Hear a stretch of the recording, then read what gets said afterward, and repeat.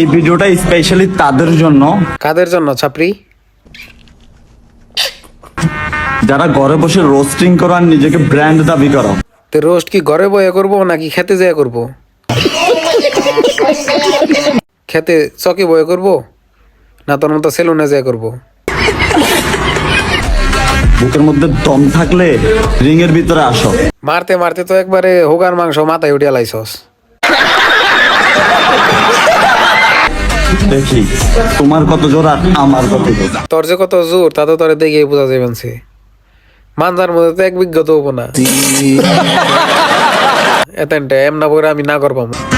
Open challenge bro, open challenge. আয় খেলবো।